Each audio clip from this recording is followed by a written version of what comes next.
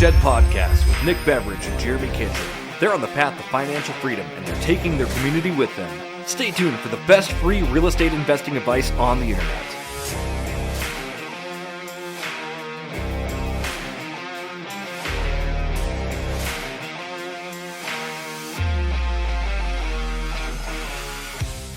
Well, welcome back to the Investor Shed Podcast. I am Nick Beveridge here with my co-host, Jeremy Kitchen. Good morning. Good morning, Nick. How are we doing today? We're feeling pretty damn good. You know why? Why is that? Because we're stimulated. Oh, we are so stimulated today. We had coffee. Wink, wink, wink, wink, wink, wink, wink, wink, wink, wink, wink, wink, wink. Today we are talking about investing through uncertain times. Uncertainty, if you will. Oh, mash. Well, cry me a river, won't you? I just have so many excuses why I can't invest in real estate. Why don't we dig into them, huh? Yeah, why don't we talk about those excuses and why don't we see if we can kind of break some ground on those? Maybe we'll talk about Tom Hanks too later. Maybe if you're lucky. I don't know. We haven't recorded the episode yet. Nope. We definitely don't talk about Tom Hanks for 13 minutes. It was like 11 minutes. Relax. But people like Tom Hanks. Tom Hanks brings in content, so it's perfect. Okay, great. No, we're going to be talking about investing through uncertainty. Nick and I kind of give a couple different ways on how we would imagine you should be looking at uncertainty and, you know, what things you can and cannot be certain about. Really good episode, actually. So, You know what people can be certain about? what's that? Getting good diet advice. Ooh, they can get good diet advice here. So this is the show where you get good investing and diet advice. What kind of food should people be indulging in this episode? Putting it on me now. Hey man, you're the guy who makes up banana burgers on the spot. So Okay. I'm like, you want what do another got? burger idea? Okay, yeah. You take a ribeye steak. Okay.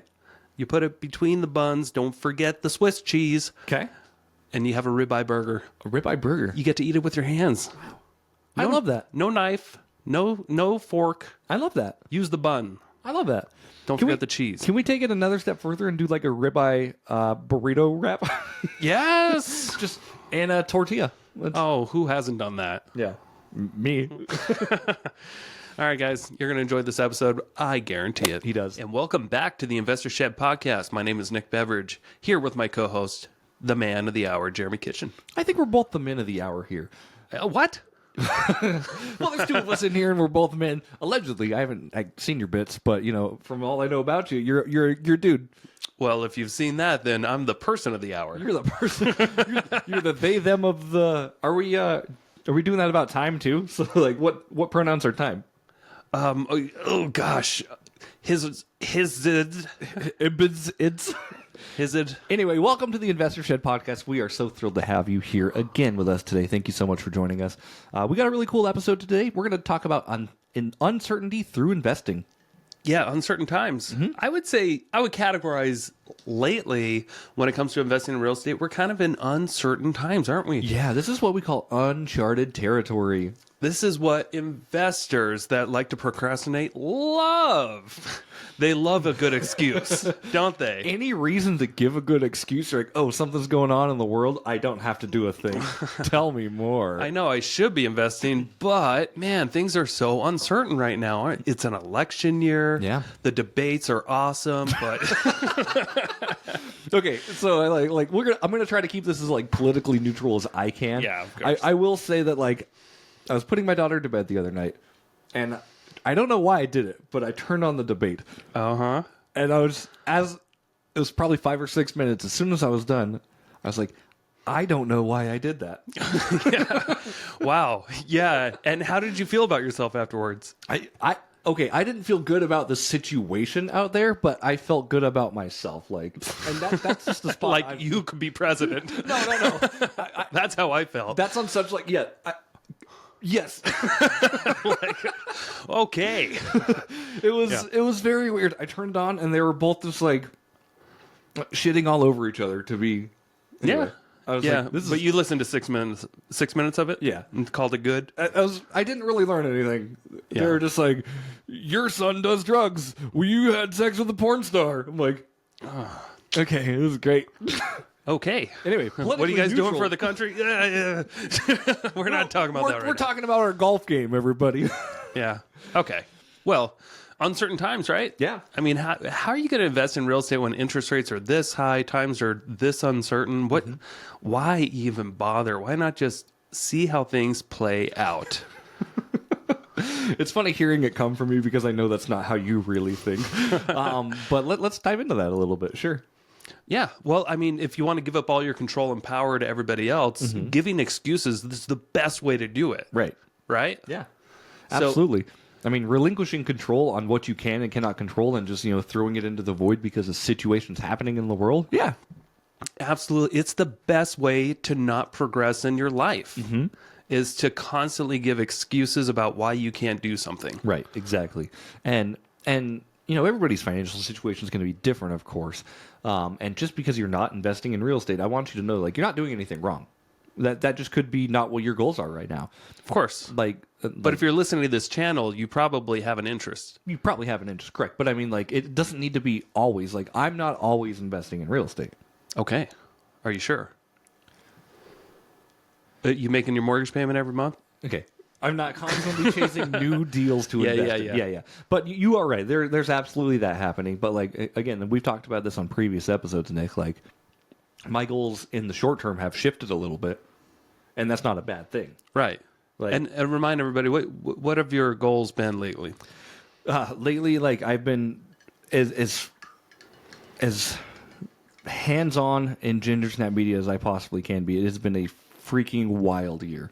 What you're doing, you're making hay while the sun is shining. Yes, correct. And you're making more income right now in your business Yes. than what you could make if you focused on real estate investing. I would agree with that, yes.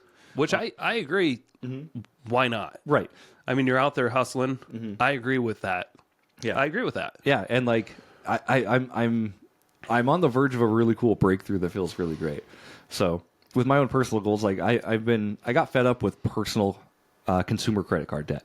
Tell us about that. At my let. And what you just said there was so great. No, I'm on this journey to just like kick ass and eliminate all of my personal consumer debt. Obviously, my mortgage is something that I'm not really worried about. That's on autopilot. I've got less than $4,000 of consumer debt left in my name. That's not much. I know. You can knock that out in a month. Now, here's the thing. Like, I've been grinding and grinding and grinding. Like, a lot of my money's going into other places right now. Yeah. I have You're still investing. all of that money. I could pay off it all like that. Okay. The money's in the account, but Yeah. that's not where, like, I'm still trying to grow and reduce at the same time. Yeah. Now, and this all comes down to math too. Right. Like the amount of money that you owe on your credit cards, can you get a better return if you don't pay them off, and you go and make these whatever you're doing? Yep. Whatever kind of mini dragons or baby dragons that you're trying to feed. Exactly. And I think we've talked about it on previous episodes as well. Like, I'm focused on what I'm thinking of, like a slingshot method. So I'm pulling back everything I can so I can shoot forward even faster and further.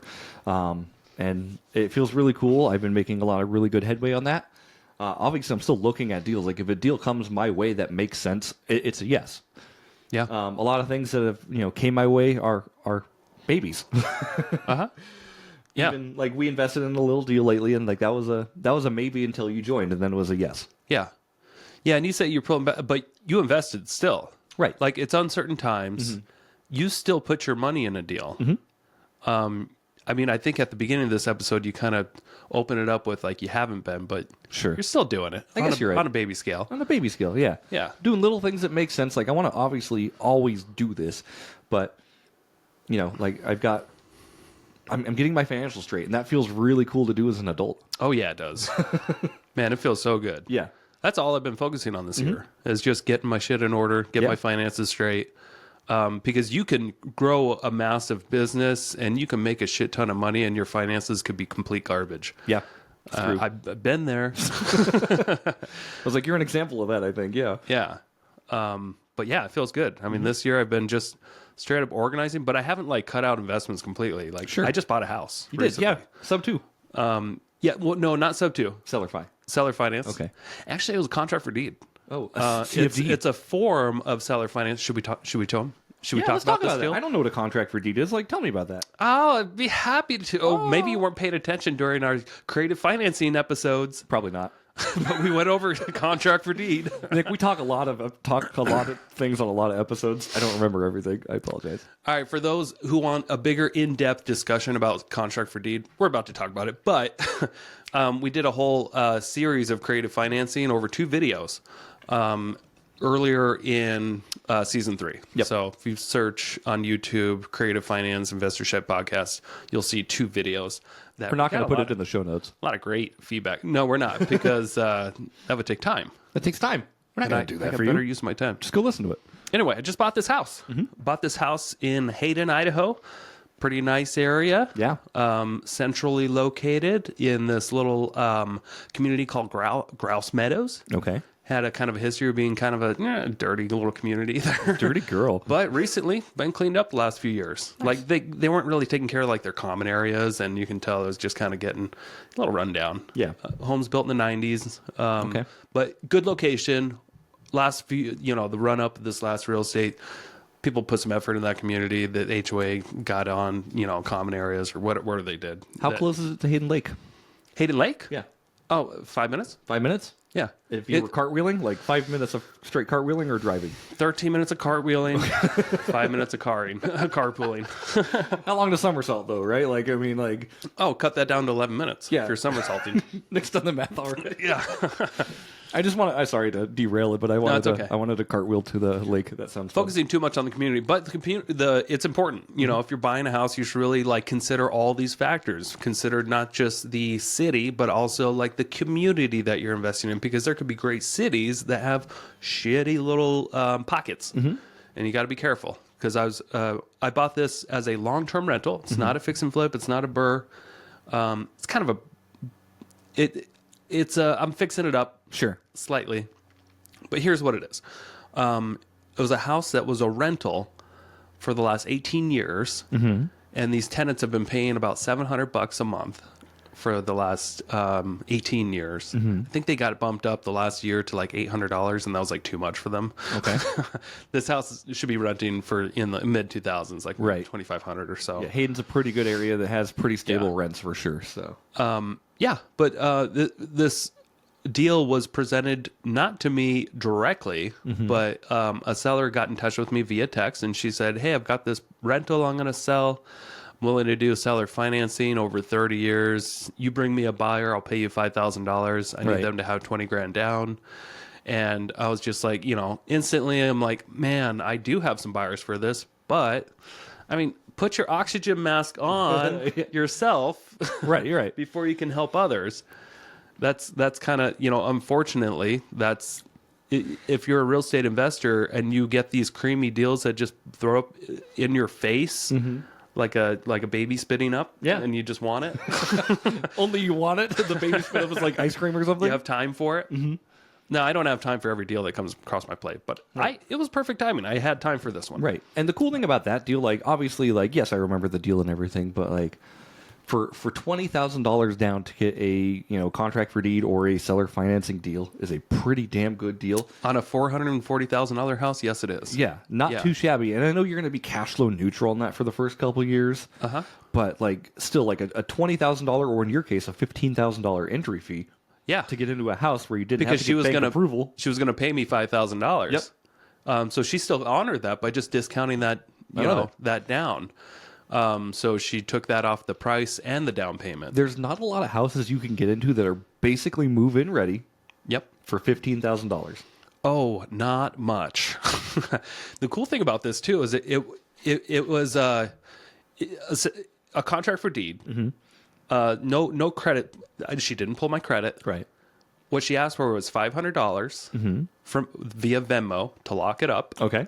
And then she had her attorney draft up the same document that she's been using since 1992. Okay. Because she's done this many times.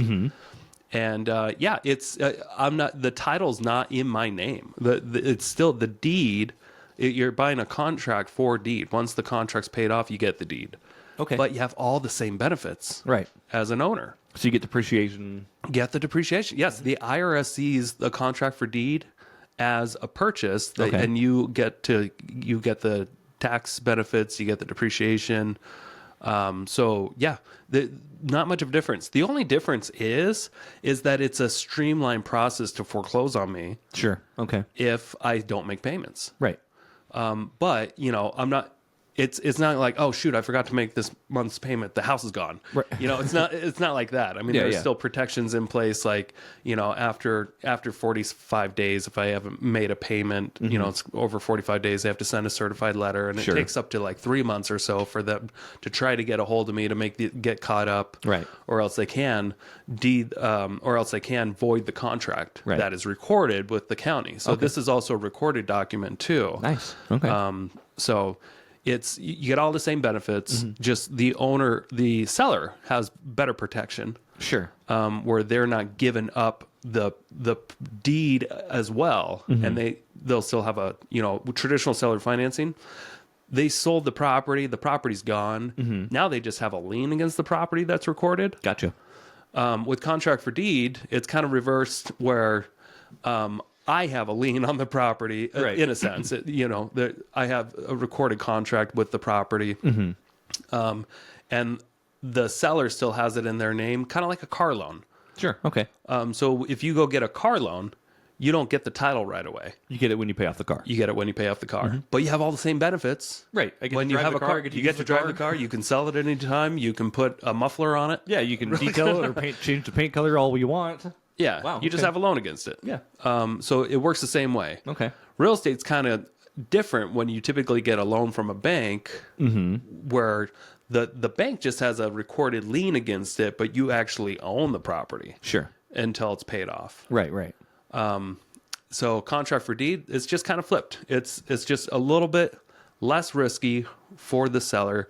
They don't have to go through the mountain of paperwork in courts to foreclose on the property. Sure. And as they would if they did a deed transfer from the start. Gotcha. So other than that, the terms were 30 years, and the interest rate was 5%. Not bad. So it's going to make this property cash flow. Right. And let's go back a little bit. Obviously, like, this episode is all about investing through uncertain times. And if you've been a listener of the show, like, you kind of know what our goals are for the year and what we're trying to accomplish. Like, Nick's goal earlier this year was like, don't buy anything. Yeah. Right. Or at least don't get into any big renovation projects. Right. But like, when a deal like this comes across your plate, like, it would have been stupid for you to say no. Well, not necessarily. No. I mean, because this is, it's not going to make me money right away. Right. But I know it's a good decision long term. Sure. For me. Because I know about how much money I'm going to make selling real estate in commissions, and I know how much this property will save me in my tax liability. Right. Okay. So that's what made it a no-brainer for me. Yeah. Because of my situation. Everybody's situation is different. Not everybody's a real estate professional that needs all these extra tax benefits to help drive down their other income. Yeah. If that makes sense. Isn't it weird being a business owner? Like, you're like, man, I've got a huge tax liability this year. Maybe I should buy some stuff. Yeah. And I've given bad advice out there in the past, not really fully realizing that not everybody's a real estate professional out there who invests in real estate. You got to put like 750 plus hours a year into this, or your spouse does. And there's other qualifications that go along with that. If you're a real estate agent and you're a real estate agent full time, it's pretty black and white. You qualify. Sure. If you're a property manager, you should qualify. Right. If you're a general contractor, you actually qualify. Interesting. For the most part. Okay. But other types of contractors don't. So there's a lot that goes into that we can get into in other episodes. Sure. Anyway, bought this property that was actually in really good shape. It was tenant occupied for 18 years. Okay. Yep. But when I walked in, you could tell it was an older couple. That were the type of people that meticulously take care of their stuff. Nice. Even if it's not theirs. These are the tenants you're talking about. The tenants. Okay. Yeah. They were meticulous about the yard and the sprinkler system and the flooring that they installed, and just everything was clean and easy. They weren't like your typical, when you're buying a discounted property, typically you walk into like a house that smells like cat piss. Yep. And there's boxes stacked high, and there's probably shit in the corner. Yeah. And there's probably mold everywhere. There's feces in the toilet because they don't ever flush it for some reason. This was not one of those properties. This was not what I was used to buying. Right. What made it, my annual goal was to buy something that needed very little work. Sure. And I love that. And this was one of those, Okay. So for the last couple of weeks, all I've been doing is just, casually going over there, changing out light fixtures. Cool. We're changing out the countertops. I got an interior paint job done. Nice. I hired that out. Good job. Replacing some carpet in a couple of bedrooms. I'm spending about, my goal is to spend about 10 grand. Sure. Okay. And then now I decided I'm going to paint the outside too. Okay. Because it's just a good time of year to do that. It is. Probably spending more like 13,500. Sure. In addition to that 15,000 that I put down. So I'm going to be 28 all in under 30 grand. But making all these extra improvements should bump up the rent enough to cash flow now, because it wasn't going to necessarily cash flow. Right. Now it should. That's awesome. Now, are there, did the tenants, did they already leave? Yeah, they left a couple weeks ago. Okay, cool. So you've just been inside, obviously getting the work done in the house and everything. That's really cool. Yep. Yeah. In one day on Father's Day, that's all I wanted for Father's Day was my family to come help me demo. Nice. So we spent the day ripping out blinds and countertops and carpet, light fixtures, all kinds of stuff. And we had it ready in one day for the painter to come in the next day. That's awesome. And then the painter was supposed to get it done in 4 days. He didn't. It's been a couple weeks. He's almost done. I think he's finished yesterday. Sure. So that happens sometimes, It but does. It wasn't a huge mishap because I was also getting the countertops replaced, and that takes a little bit of time too. Sure. So you had a little bit of a grace period there. Yeah. Do you ever do the thing with contractors? I think we've talked about it before, but do you ever incentivize them if they get the job done early? I've tried that in the past. Yeah. Yeah. Hey, if you put your money where your mouth is and you get this done in 4 days, I'll throw you an extra $500 or whatever. Yeah. I've tried that in the past. Didn't seem to really work. Really? Okay. Not for me anyway. Sure. And I'd rather just work with people that I know, like, and trust. And if they have a good excuse, I'm fine with it. As long as it's like not going to really hold me up. I don't know if it would be worth the extra $500. Sure. Okay. Because it wouldn't matter if it did take an extra week or so. I'm still waiting for countertops. Sure. And in that case, that makes sense. But a lot of times, like, time is money and flips, as you obviously know. Yeah. Like, yeah. If you can save somebody a month and it costs you $500, great. Yeah, a full month. Yeah. Yeah, that's a different story. Right. If you're dealing with a general contractor and they're dealing with the whole renovation and they say, hey, we'll have it done in 5 weeks, and you can come back and be like, hey, if you really get it done in 5 weeks, I'm going to pay you $3,000 extra as a bonus. Can you agree to that? Yeah. Is that something you? And if you don't, would you take $1,000 off your bid? Yeah. If it goes over 5 weeks. Yeah. Maybe that is a good idea. Yeah. That makes sense. Not just for like a regular painter coming in. I think that's really great. And again, it's one of those opportunities where you weren't really looking, but since you're in this industry, it found you. Yeah, it found me. The money, things will come when you're ready, I feel like. But you also got to always be hunting and willing to jump up on opportunities, right? Make offers. I tried to buy this house in Plummer for the last like 3 months. Yeah. And I even had inspections done, and I ended up, I still didn't get it, but I made so many offers. I followed up with this lady probably 47 times. Sure. And it was a foreclosure situation. I almost got a really good deal on it. She ended up selling it to somebody else for a little bit more. Yeah. But you still, if you're an active real estate investor, you've got to be putting in the work. You got to be constantly following up with good leads. Yep. Things don't always just fall in your lap. Sometimes right. But I get on the phone a lot more than people think. Well, also, I mean, like, it fell into your lap because you're constantly doing these things, yeah. right? Like, I mean, like, that happened to just fall into your lap because of all the work you've done. Yep. Yeah. Like, so it's not like I'm not discounting the work you've done at all. I think, like, what you've heard the saying before, like, what you focus on expands. Yeah. And once you're in this business, like, deals just kind of zoom past you when you're doing deals. Yeah. But to stay on the topic of uncertain times, like investing in uncertain times.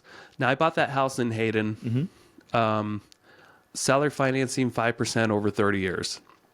Does it matter what's going on today? I really don't think so. I didn't have to rely on an interest rate to make the cash flow make sense.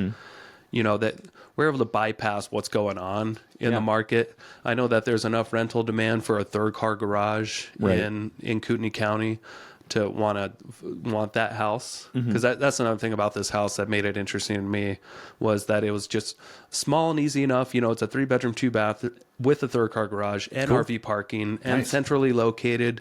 I know that kind of house attracts a lot of people. Yes, absolutely.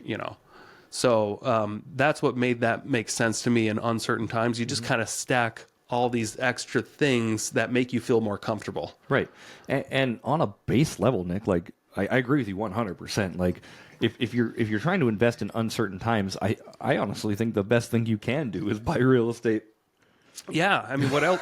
What's the alternative? Well, like what you're saying, like you've locked yourself in a 5% interest rate for 30 years. That Yeah. means no matter what happens in the world for the next 30 years, Yeah, you are set at 5%. yeah. And somebody out there might be thinking to themselves, "I can't believe you got a deal like that. Who in their right mind would even offer that?" Mm-hmm. Well, I'll tell you what. If she just put it on the MLS, she could have sold it, for about 15 grand more. Sure. But she would have had to pay for a commission. Mm-hmm. Also, she would have only gotten about, 430 grand, something like that net. By her selling it to me over 30 years, she didn't need the money right now. She wanted to set up this payments, this income source for her daughter to inherit. Yeah. And by doing that one time, if I make minimum payments for 30 years, I'm paying her over $800,000 for that property. Yeah. Like it was not a dumb move on her part. Not at all. And she wasn't if she put this together and she wanted 7% interest rate, but she also wanted the income long term too. Think about this. What if interest rates go down to 5%? Yeah. What if I just refi? What if I just refi and then her loan's done? Yep. And then she'd only sold the house for 4 or something, and she only got payments for a couple of years, and then she didn't get the kind of returns that she wanted.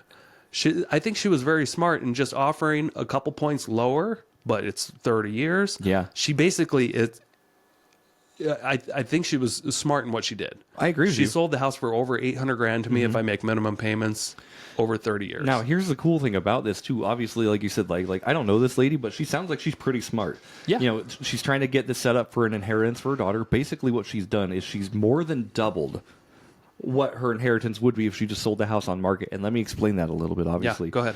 With a $430,000 sale on a house, how much of that is capital gains? Almost all of it. She bought it for 92 grand. Okay, she bought it for 92 back grand. in 20 years ago or whatever. She didn't live in it for the last 2 out of the 5 years, so Nope. she doesn't get the homeowner Nope. sale exemption clause. No, right? She's at risk for a bunch of taxes. Right, so she's at risk for almost $300 of it would be long-term capital gain, still taxed at like 300,000. still taxed at your almost ordinary income rate at that point at like 22%. Yeah. So And over the last, if you add up, what's like 750? Do you have your calculator out? I got my phone. I don't do head numbers. Yeah. So she had this below market rent, for like 18 years, but I know she had it for like 20 years. Right. She bought it for like 92 grand. Okay. But take $750, multiply that by 20. Oh, sorry. And 12 by 20. multiply it by 12 and then multiply it by 20. 750 times 12, so that's going to be your Yep. yearly. So $9 grand a 9,000 year times 20. 20. 180 grand. She already doubled her money before she sold it to me. Yeah. Not bad. Jeremy, she's not a dumb woman. She bought it for 90. She doubled her money by having a renter in there at very low rent markets. By the way. And you know what she did? She picked the right tenants because they were doing all the renovation. She knew Right. that she was giving them a low rent. And in exchange, I didn't talk about this, but her tenants took care of everything. Yeah. Any kind of maintenance issues with the house, they took care of it. They funded it. They knew they were getting a good deal. They've replaced the countertops over time. They've replaced the flooring over time. So they took care of all the maintenance too. Yeah. She was just bringing in that cash, bro. And what a wild concept. Like, when you look at the big picture of this whole thing, Yeah. buy a house for $92,000, put a renter in there. I mean, at the time, I'm sure like her rents were covering her mortgage because she wasn't doing. She paid refis cash. She paid cash. Okay, so it was a flat out cash purchase for the house. Yeah. Yep. Even better. Yep. Wow. Yeah. Talk about putting your money to work. Yeah. You put your money to work. You doubled it. Now you're going to quadruple that. Yeah. And she had to do nothing to that house. Mm-hmm. All she did was buy it. She moved money around. She didn't go fix up anything. She wasn't like me, changing out light fixtures. That girl's like a hero. That's the dream right there. Yeah. And you know what's awesome? After this, she said, I'd love to work with you on another deal. And I'm like, I just came, lady, You, in my pants. Thank you. you didn't tell her no? No, I didn't say it was an email, but Yeah. I sent her a dick pic. No, I'm just kidding. It wasn't his, but he sent one. I just found I'm one off the joking. Gosh. No, that's great. Like you said, like this lady, she has her ducks in a row. Yeah. She knows what she wants. She knows how to get it, and like she gave you a good deal while still getting a good deal. That's good business. Yeah, exactly. She knows what she's doing. Mm-hmm. She's making good returns. Mm-hmm. For the people that out there that want to max, their income all the time, they're going to be in it for the short term. Right. Because once their customer finds something better, they're going to refi. Yeah. Or move out. Yeah, and that's a good point too. Like if you want to max your income, reduce your liability on this stuff. Like you said, like she just paid cash. So Yeah. there's no mortgage. She didn't owe anybody anything. All money coming in was just straight gimmies. Gimme. Yeah. Yep. Okay. Exactly. Wow. So anyway, that's the most recent house I just purchased. Okay. Uncertain times, but you know what? What I am certain of is that I'm probably going to have a lot of tax liabilities in the future, and I know that house is going to help out. Sure. And what I am certain of is that people in North Idaho love extra space. They do. They love that third car garage. They love RV parking. They do. And there's not enough rentals out there to compete right now. There's a bunch of apartments being built and stuff like that, but not a whole lot of here's where you can put all your seasons of stuff. Right. Can I ask a question about depreciation on this one? Yeah. Okay. So obviously she bought the house in 1992, right? Yeah. When you take over... No. She bought it for 92 grand. 92 grand. Okay. She bought it about 20 years ago. 20 years ago. Okay. 24... Like in the early 2000s. Early 2000s. Okay. Got it. I guess my question to you is, does depreciation start for you the day you buy it? So do you get to depreciate it over 27 and a half years? That's correct. That's amazing. Yeah. It's not like when it starts, when the house is built. It's when you buy it. Yeah, I technically bought it. Okay. Yeah. That's incredible. Even though title hasn't changed. Right. But the IRS sees, according to what I've read on the internet, the That's IRS... a good source. and I've backed it up with AI because I wanted two sources. Yeah. And AI looks too for me. God forbid going to an actual attorney. Yeah. Fuck that. They don't know. Well, how often do attorneys deal with contract for deed? Depends on what They're going to look up. They're going to look it up too. They're going to look up the IRS. A paternity attorney probably doesn't look at them very often. A real estate one, maybe. Well, yeah. No, but and again, this all ties into investing through uncertain times. I'm going to split it in half for you guys, right? So like you got this lady who sold you the house. Yeah. Times are probably uncertain for her and her daughters. What she wanted was an inheritance for her daughter. Yeah. She set up certainty. Yeah. What you wanted was financial certainty and be able to get your tax liabilities decreased. I wanted a fairly certain good investment. Right. And on paper, like it's good. Yeah. Because what was I investing? Right. Like $25,000 Yeah. ish. Ended up spending a little bit more. That's my investment. Right. Is this a solid investment over time? Is it going to make sense to have a house in Hayden? Right. That was built in the 90s. It's going to be in good shape for a while, and I'm refreshing it right now. Yeah. In my mind, yeah. I feel like, in 10 years, it's probably going to be worth more than $450. I would agree with you. A year or two from now, I don't know. It doesn't matter. What if it's only worth $350,000? Sure. Because the economy just tanks and there's all this oversupply of real estate. Doubt it. But if that happens, why does it matter? I don't need to sell it. Right. I have this payment that locked in for 30 years. So it's amortized and everything on 30 years. So you're paying interest and principal, right? Principal and interest. It's Taxes, amortized. yeah, okay. Yep. So I pay taxes and insurance separately. Okay. But the interest and the principal payments I pay to a third party escrow company. Escrow, yeah, okay. In Blackfoot. Cool. In Blackfoot, Idaho. That's awesome. Yeah. So it's all done legit. And I bought that property with one of my LLCs that owns that my Wyoming LLC owns. Okay. And then my trust owns that, and we've talked about that before. Asset but protection. It was like a good experience of hey, I'm getting to actually finally use my good assets, good asset management tactic, my trifecta. And I get to start off with this one, even though my other properties, I'll be able to like move them around. Sure. But this one, it got to start off on a good foot right away. This one was purchased with an LLC, not my personal name up front. I'm not. So that was a cool thing too about this contract for deed. It wasn't in my personal name up front. Like if you get a normal mortgage, you typically, if you're buying a rental property, you'll get a mortgage in your personal name because like a mortgage company is not going to give a loan to your LLC for 30 years. They might, depending on if you get a non-recourse loan, but that's a different right. Yeah, but for the most part, it's hard. For the most part, it's more a difficult process. It's typically a non-QM loan. Yes, but yeah. So anyway, my LLC was able to be in a contract with this property. And then that LLC was owned by my holding company in Wyoming. Sure. And that Wyoming holding company is owned by my trust, and I'm the trustee. Sure. So there's multiple layers away when it comes to liability. I love it. But it was nice to be able to set this all up from the start, legitly. We got a plan. Yeah. We know what we're doing. We're just holding it. When do you plan on getting it rented? Mid next month. Mid next month. Okay. Yeah, or this month, I guess. Is it July yet? It's July 1st. It is. Hey. Yeah. Not when you're listening to this. It's like mid-August, I think. Of 2027. We're not that far back up. I'm just kidding. Yeah. So this is great, Nick. Like, I think it's such a solid property to have. Yeah.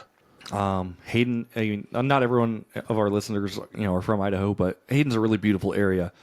Yeah. It's one of the best in North Idaho, I would say, actually. Yeah, not many people go, ew, when you say Hayden. People are like, oh, tell me more. Hayden Lake's pretty they have dang a country beautiful. club, don't they? They do have a country club. Not where this property is, but. No, not that one. It's close by. Okay. Yeah, it's a good spot. Yeah. So, I mean, again, like what you're setting yourself up for there is you have a 30-year investment that's, guaranteed to cash flow at some point. Yeah, at some point. I don't know if it's guaranteed to cash flow, and that's something that you got to be comfortable with your uncertainty investing. You can't have in your mind that this is guaranteed or anything, but what's likely to happen? Sure. If I took that money and put it in something else, wouldn't that be uncertain too? Yeah. What if I just put it all in Tesla stock? That I would. Yeah. I mean, you do that too, but yeah. So with Tesla, I have automatically like $45 a month, or $45 a week every Friday that goes into buying that, and that's my automatic. Set it and forget it. Yeah. I'm investing in stocks too. That's my fun money. Yeah. But yeah, I had this little chunk of money left over from some investments that paid out, and it was money that I needed to reinvest into real estate. And this one made sense for me. Yeah. And yeah, I think that's great. Obviously, like you were in a position to where if anything goes wrong in this property, you can handle this. This kind of deal isn't something I would recommend for people, and we've talked about stuff like this before too, but this isn't the deal I'd recommend if you A, don't have any experience, B, don't have any money. Like if that $20,000 would completely tap you, yeah, this deal's not for you. Right, and it done. I paid off all my credit cards first. Good job. Wow. Thank you. That's awesome. Yeah. All my credit cards, my line of credits, everything I paid off first before I got into a new investment. That was one of my goals too this year. Awesome. I wanted to make sure that I started off with a healthy reserve of credit lines. Yes. So I can take all my extra cash and just fucking dump it, because that's my strategy. Okay. So I opened up the Roth IRA and did these things. Made my $7,000 contribution to that. I like to get rid of my actual cash that I have by paying off credit cards first, because those are the highest interest rates. I like to still play the math game. You know what makes sense mathematically. Like I start with that first.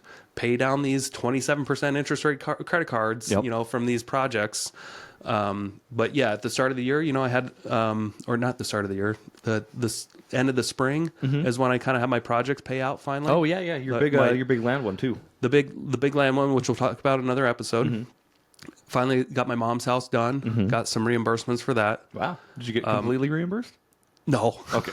No, my mom got $60,000 or so. That's okay.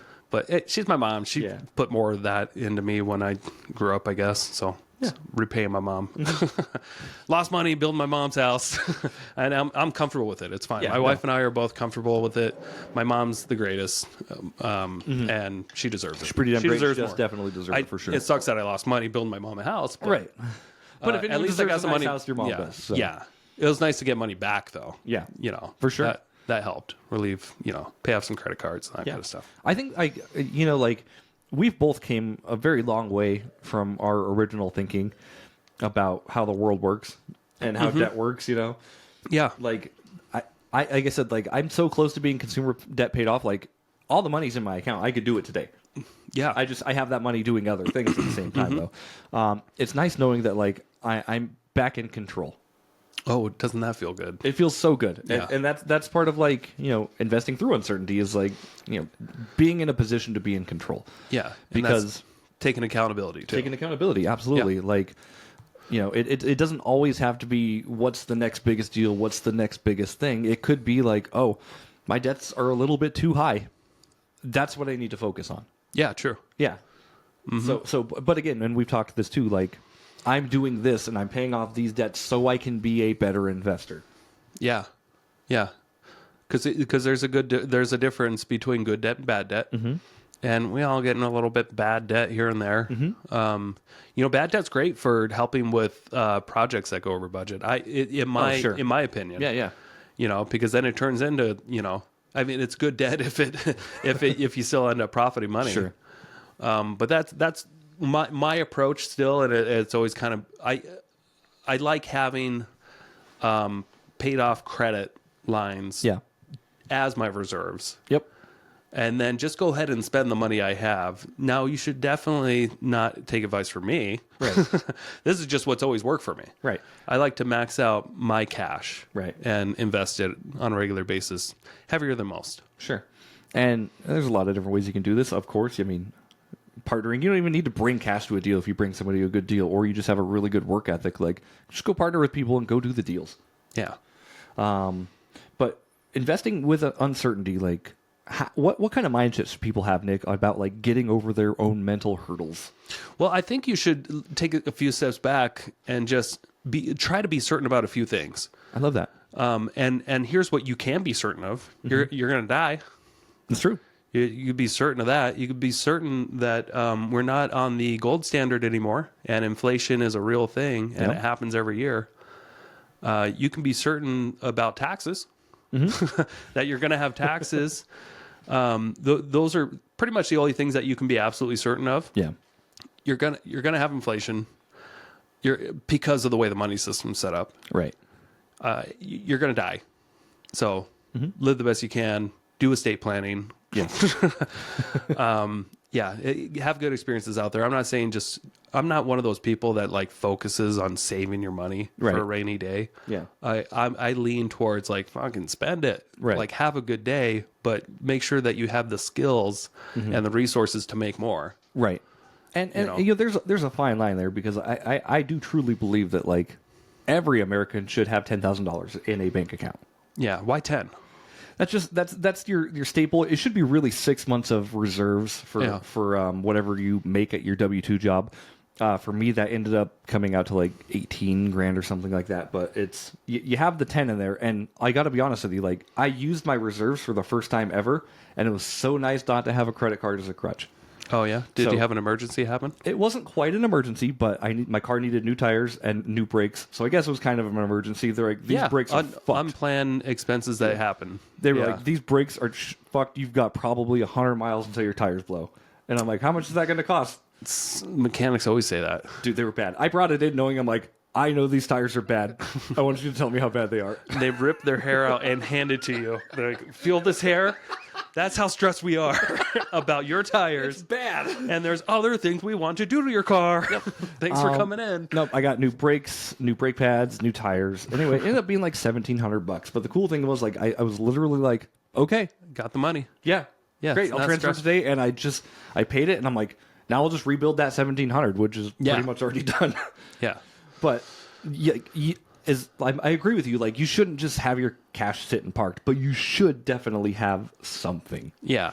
Another thing to maybe be certain of too is that you will have unplanned unplanned expenses. Yes. It's rare to have unplanned income, but unplanned expenses is so common. Yeah. And things are so much more expensive these days that I feel like, if you're so strict about your budget, or if you're doing the envelope system, this is how much money I have for this and this and this. You can spend so much time on that, but you're never going to be able to budget for the batteries that you need in your smoke alarms. Right. Yeah. There's always going to be more that you're going to have to spend. You're spending constantly, daily, to keep up. Yeah. So you just got to, in my head, focus on building as much income as possible and not trying to put a limit on how much you can make. Yeah. Because there's no limit on how much you can spend. That's true. Like expenses just come as you walk through this earth. So Before this episode even started, I made Nick push a button on my Amazon to buy me $100 mouse for my computer. Yeah. Now, was a computer mouse in your budget for the year? It was in my business budget. It was in your business budget? So you had it line item, gonna need a mouse this year. No, I didn't Gonna have need it. a mouse 7 years from now, maybe 3 years. They guess. don't last very long, So when I do it, I'm a C Corp and I need to be switched to an S Corp. But what I do, so when I make money, say I make $1,000, what happens is I take 500 of that, I take it, put it to my own personal checking account. I put 200, and I put it into the business tax savings, so roughly 20%, and then 10% of that goes into an expense account. So from that expense account is where I just buy that shit I need for my business. Okay. I bought a new computer, new camera, new lens. I just dropped like Yeah, you've had $5,500. to upgrade a lot of your equipment this year. That's okay. It's been good. But again, that reduces my tax liability, Okay, sure. right? Yeah. It's not a 1-to-1 ratio, of course. Right. So, people get that confused. So They you do got to get be that careful. confused, Like, I can just buy stuff because it's a tax write-off. It means you're going to save like 20% Right. on your tax bill, maybe. 25 is kind of what I imagine, but I imagine it's in the area. So hypothetically, It's not a 1-for-1 ratio. Say I buy a $2,000 camera lens, right? That's probably going to reduce my taxable income for the year about $400. So Yeah, I good saved point. about $400 of taxes. Yeah, depending on the rest of your circumstances. Right. Because everybody's different. Everybody has different circumstances. Right. There's when it comes to taxes, it's it depends is all you have to always say. Right. I put an asterisk every time I talk about this stuff, like, hey, this is what works for me. It may not work for you. I am obviously clearly not a financial planner or a CPA. I'm not giving you tax advice, so enjoy just our entertainment value here. It's just we're just shitting. We're just shooting the shit here. We're shooting the shit. We're just shitting the shoot. Shoot. I love it. But yeah, so uncertain times. I know we kind of been diverting a little bit back and forth, but I think like with mindset with uncertain times is being intentional on what you want. Yeah. Like being really, really aware of what actions you're taking and Yeah. what actions you're trying to bring in. Yeah. And you got to like get a little dose of reality too. Like we're always in uncertain times. Yeah. Always. There are some great things that you can do though. Stop watching the news. Yeah. Stop watching debates. The presidential debates. That's something that, probably shouldn't have done. I don't know why I did it. I don't know why I did either. I was putting my baby to bed. I could only make it 20 minutes or so. Yeah. And I was just like, why am I watching this? This hurts my head. I was putting my baby to bed, and I was originally going to finish watching Mad Max Fury Road on HBO, but it's Yeah. like debates live, and I'm like, all right, I'll see what that's all about. Yeah. Ugh. Anyway, Mad Max Fury Road, much better than the debate. So That's what I'm saying, though. Like have a plan, be intentional, and execute your plan, because we've all been, diverted left and right, front and back with things that come our way, things, unplanned expenses. Try to stay the course. Try to be really intentional about I'm paying off debt or I'm buying a house. If you're doing that, the actions that you're leading up to are going to say if you're actually, putting your money where your mouth is, literally. true that. So what else have you been considering doing in uncertain times? In uncertain times, what else I've been considering doing is I know you don't really diversify with your stock portfolio, Not a whole lot. but I do think it's important to diversify. Yeah, I might someday. And I'm not talking about just Yeah. with your stock portfolio, because you diversify in a lot of different ways. You've got real estate, you've got businesses. Just the one thing you Yeah. do in stock is Tesla. But for Yep. the average person listening, like, maybe you want to put a couple eggs in a couple different baskets. Oh, sure. Yeah. And I'll tell you why. It's because I felt like I had a little bit of an edge when I first bought my Tesla back in 2016. Yeah. Because I got to experience what that car was like. And I got to experience what all the other cars I've had in the past were like. And I got to experience what that car cost me Yeah. and how undervalued I felt like the stock was. And I just didn't have a good understanding of all the other companies I could invest in. Sure. Like I don't really know what Delta, how they run their books or Right. like what their plans are.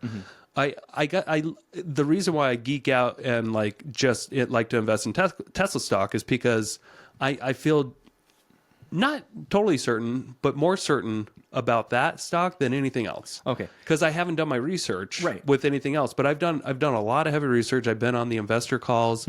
I kind of know what Tesla's plans are. Sure.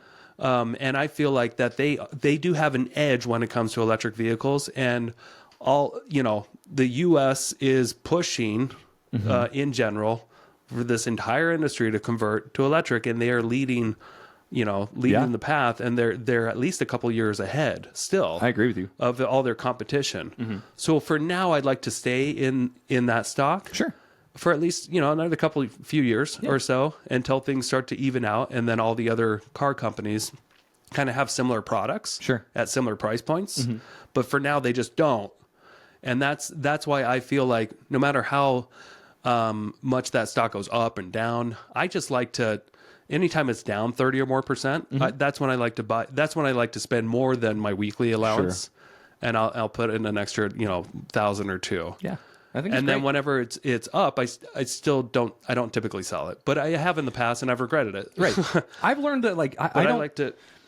I don't ever really sell the stocks that I buy anymore, because if I buy them low enough and I'm like, well, I mean, the best thing that can happen is if I sell it at a loss, is it offsets other gains I get. But if I'm not selling and I'm just holding anyway, it doesn't really matter. Yeah.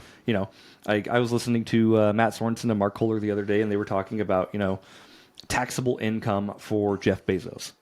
And they were saying, like, he paid, and I'm gonna biff the numbers here, but they were saying, people are mad because he was only paying a 1% effective tax rate on his wealth. And the reason is because, like, you don't tax wealth. You get taxed on income. Yeah, because he's not like he's just worth something. Right. So he's got, there's no actual income. Like, he's not selling his. If he was selling his stock in his company, he yes, gets he taxed would, like a motherfucker. that's how Elon Musk paid Exactly. $12 billion or whatever, because he decided to sell a bunch of stock to make a statement like, look, I can pay the most taxes in history. Right. And he did that. But you don't get taxed on your net worth. Right. Nobody would want that. Right. If somebody's very cash poor, but they own a house that's worth 300 grand, maybe it's worth 500 grand and they owe 100,000 on it. Can you imagine if the IRS said, hey, pay us on your 400 grand that you own, or that you, Right. your equity on that house, pay us those taxes. Where am I going to come up with that? Do I got to sell the house? Right. It's I just don't have that kind of money. It's not income. Right. It's just, it's just worth. This is what I'm currently worth, and it can go up and down. And that's why the IRS, hopefully they never do, but they might, they don't tax people on their net worth. I don't think that's a feasible solution for it. But honestly, like, if they were to do that, they would also have to tax people or give people credits when it went down. So say your house is worth, 300, and then the next year it's worth 200 because something happens in the economy or whatever. Are they going to send you a check for the amount that you lost? Yeah, it just doesn't make sense to me. It would have to go both ways. It's just not the way income and expenses work. Right. But like, income and loss. Right. And that's what I'm Profit saying. and Like, loss. if he was taxed on his actual, taxed on his actual income, and it was, 1% of his total net worth or whatever like that. And that's how the rich remain rich, is because they understand the game. Yeah. Yeah. And they could take debt out. If they want to make, spend money, they take debt out, and that's how they get it tax free. Yeah. Isn't that great? That's how you can, use the system Right. to grow the economy. And anytime you're taking out debt, you're technically kind of growing the economy. Right. You're taking out a loan and your loan is not taxed. Right. Because debt is not taxed. Right. And I think there's something there yet. The reason why I was talking about it is obviously you were talking about your Tesla stock. And in my head, like, you know, I do this. This isn't exactly what I do to get rid of investing in uncertain times. This is investing in the stock market is just something I enjoy doing. Yeah. And all the money I put in is money I'm comfortable losing. Oh, yeah. Yeah. Right. So all the money I've ever put in, if all accounts went to zero, I'm like, well, that's the stock market. Yeah, because when you invest in a stock, you have no control over what that company does. Right. Technically. Unless you're an owner. You know, unless you're an owner and you're a big shareholder and Right. you can like help make decisions. Right. Very unlikely. Yeah. In most scenarios. But that's it. It is like a gamble. Yeah. For sure. But like, and there's never any certainty in it. Right. There's never certainty in it. I remember speaking about uncertainty, just the word really kind of rings home to me because this was maybe 3 years ago or so, before things got too crazy. I remember telling my hard money lender that I was certain about a certain thing. You know, this house that I was flipping or whatever Sure. it was. I was certain that it was going to sell for at least this. And he's like, whoa, buddy. Yeah. he's like, hey. If you ever wake up one day and you're absolutely certain about something, please give me a call because Right. because you can never be certain about anything. And he was totally right. But Right. and I'm butchering the analogy and I'm paraphrasing here, but I can hear Thomas saying that. yeah, Was it Thomas? it was Thomas. Okay. Yeah, he's That sounds like a whoa. Thomasism. If you ever wake up and you're certain about something, give me a call because I can use that in the stock market and all Yep. that stuff. He's like, you can never be too sure about anything. Right. That things can change on a dime. And I remember it was maybe less than a year later. Everything started to change when people were the most certain that it wouldn't. Right. Because, you know, there was such little inventory here and everything was so rampant. There was so much demand. Right. And then things changed almost overnight when the feds decided, okay, enough's enough, jack up the interest rates like crazy. And then everything just came to a standstill. And that's a good point, Nick. Like, you can really never be certain about anything unless it's the things you talked about, death and taxes. Those are the only certainties really in life. But anything can happen. Just remember when COVID happened and like how many people that displaced on a job and like how it really like sent a haymaker to the economy. Yeah. Right? Like nobody could have guessed that would have happened. Yeah. Except for the people that planned it. Except for the people that Pandemic. Pandemic. I don't know enough about it to say that, Nick. I know you were a part of the conspiracy. You like to make very bold accusations, and I love you on that. I remember being in the gym, though. I was with you at the gym. Yeah. And this is the first time we heard about when COVID hit the United States. Do you remember? Really? No, tell me. Tom Hanks Okay. came on the news Yeah. at the gym as like Tom Hanks has COVID. Okay. And the entire like everyone on Facebook was like, "Oh my God, Tom Hanks is gonna die." you Everyone know? thought he was going to die. I remember that. Yeah. Okay. Yeah. Like, that was the first thing I remember being at the and then gym. he was just like, "No, I'm just tired. tired, man. I'm just a tired boy." They locked me in a room and I'm tired and lonely. But what a shock to the economy and what a shock to the world, right? Like, Tom Hanks will do that to you. Tom Hanks has that effect, ladies and gentlemen. You ever seen Forrest Gump? More than you have. I doubt that. Okay, I read the book more than you have. I've read the book twice. I didn't know it was a book, so you did. Came from the movie came from the book. What's your favorite Tom Hanks movie? Catch Me If You Can. Oh, that's a good one. I got a joke for you. Knock, knock. That's a good one. Favorite Tom Hanks movie? Ooh. Might be Catch Me If You Can. Okay. Man. He's so many good ones. Castaway? Castaway's very good. Well That said. was a little overrated. No, not to me. I loved it. A little overrated, but pretty good. Was it overrated? How many people overrated it? Me? Oh, okay. They're just It was good. It was Saving good. Private Ryan? Also very good. Yeah. The teacher could handle a gun. Mm-hmm. Yeah. I think Toy Story. That's good. Ugh. His voice was perfect. That's acting. ladies and gentlemen. I think we're starting to lose our audience. I don't think we're losing anybody. We got Tom Hanks discussing. People are out there screaming some movie that that he was That in. we're not Like, saying, why aren't you saying this? Splash! It's Splash! That's the best one! Turner and Hooch, get fucked if you think otherwise. Oh, that was a poor one. That was pretty bad. Money Pit! So many good ones. Why aren't you speaking about Money Pit? It's a real estate show. All right, let's bring this thing home, though. So, investing on uncertain times, like, again, in my head, my advice is just have a game plan and stick with it and be very intentional about what your actions are. And again, the only certainties are death and taxes. Now, you can put yourself in more certain situations than others, like if you are preparing for uncertainness and you're just worried about everything, put money in your account. Just live off bank money.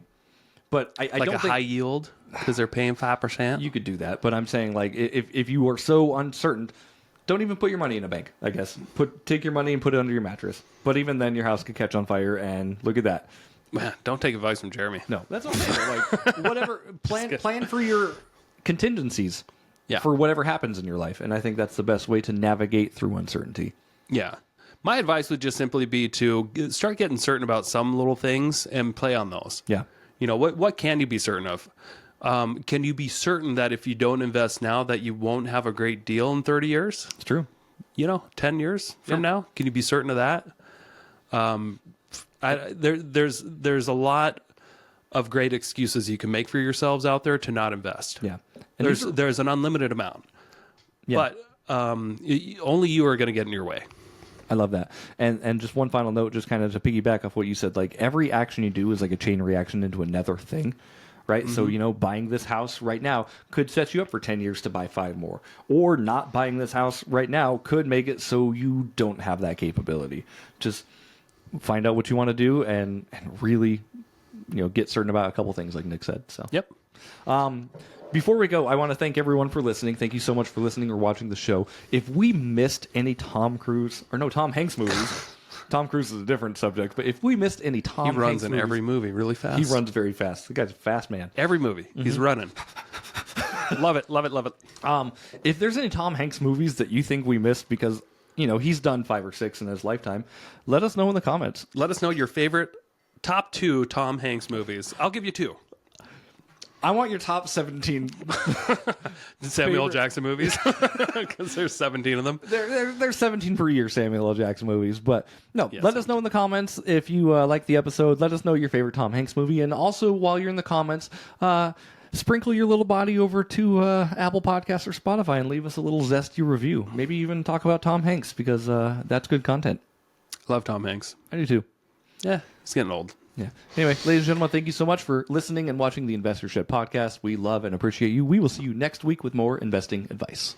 And if you don't want to see us next week, if you want to see us right away, check out our previous episodes. Do that. Yeah, love you. Yeah. Bye.